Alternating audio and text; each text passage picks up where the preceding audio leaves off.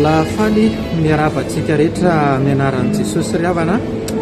Tsara ovy mandrakariva ilay fitiavan'Andriamanitra antsika fa na dia ny tompon'andro iray havelomantsika aza dia fa saripady sarobidy tokoa izany ry havana. Ary androany koa ry havana dia tia nomenanao mihoatra amin'izany rehetra izany ilay tsara sy ambony indrindra izay ilainy izao tontolo izao dia ny fanahy masina izany. Raha azonao atao dia zarao amin'ny namanao izao video izao mba tonga azokio mba handray fahasoavana takantsika tsirairay avy. Androany azy zany ry havana dia tena hanambara aminao ny fomba faran'izay tsotra mihitsy hoe inona marina izany atao hoe olona manana ny fanahy masina. Ny olona manana ny fanahy masina ry havana dia tsotra ihany olona nandray an'i Jesosy marina ka mitoetra ao anatin'ny fony ao Jesosy dia nahazo hery olona io dia tsy izany fa ny fanahy masina lasa zanak'Andriamanitra ianao. Araka ny voalazan'ny Jaona toko voalohany ka 10:12 hoe fa izay rehetra nandray azy dia nomeny hery ho tonga zanak'Andriamanitra dia izay meny ny anarany.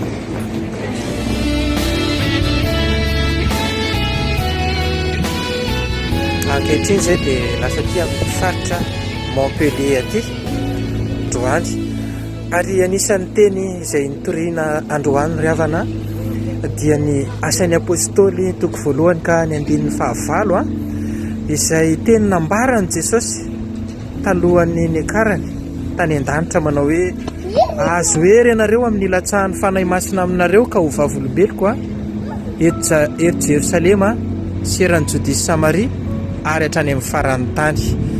Izay tenin'Andriamanitra izay ry havana no nanomboka niparitahan'ny apôstôly nandeha nitory ny filazantsara, nomban'ny hery, ny voninahitr'Andriamanitra, ny fagagana, ny fanasitranana, ary na dia vitsy azy izy tamin'ny voalohany tena anjary nanerana izao tontolo izao amin'izao tsika amin'ny teny izao izay no fandrotsaha'Andriamanitra ny heriny dia ny fanahy masina izay.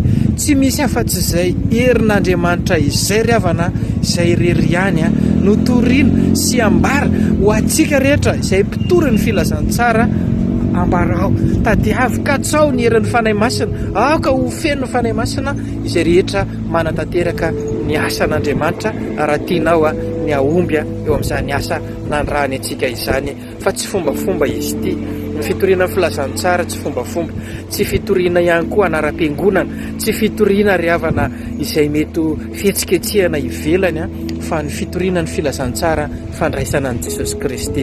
Ary izany rehetra izany aza mieritreritra ianao hoe dia tsy maintsy hisy fagagana be hitany maso foana, dia hisy maty hitsangana, dia hisy boka ho sitrana, dia hisy jamba ahiratra na hisy kilemaina hitsangana. Tsy ry havana, ny fagagana tokony ho fantatry ny kristianina rehetra, ny fagagana lehibe indrindra izay nataon'Andriamanitra teto amin'izao tontolo izao efa vitsy izany, ary mbola mandray an'izay rehetrarehetra mangetaheta izany fagagana izany. Dia tsy inona fa ny namelan'i Jesosy ny eloko sy ny elokao teo amin'ny hazo fijaliana, ny vavaka miezamezana izay nataon'i Jesosy ka mitenenany nangatahany tamin'ny ray manao hoe ray mamela ny elony fa tsy fantany izay atao. Fa nanomboka tamin'izay fotoana izay ry havana ny lanitra mihitsy tafiditra ny anarako, tafiditra ny anaranao fagagana lehibe izany. Noho izany ry havana ny fagagana izay andrasako sy andrasanao dia tsy inona fa izao ihany, Jesosy nanaiky namindra fo tamintsika tsirairay avy. Noho izany ry havana amin'izao ora sy fotoana hitenenantsika izao Andriamanitra mbola mandrotsaka fandrotsahana izany izao. Azo hery ianareo amin'ny ilatsahan'ny fanahy masina aminareo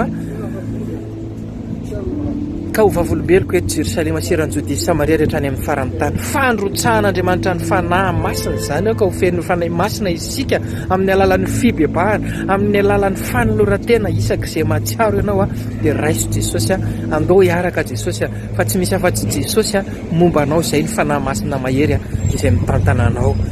Satria samy manana ny fandrotsahany koa ry havana io fa Satana koa mbola mba mandrotsaka ihany koa, mandrotsaka ny fediny Satana ao koa fantatsika mandrakarivo izany.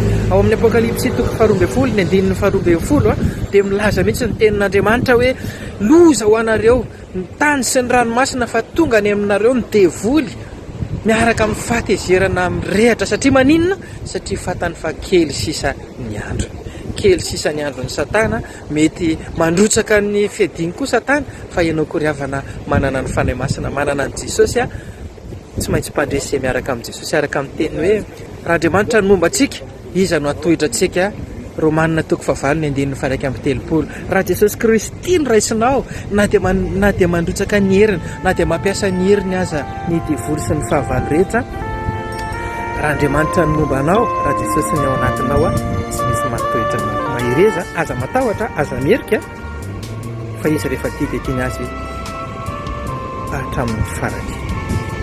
Ho an'Andriamanitra irery voninahitra. Amen.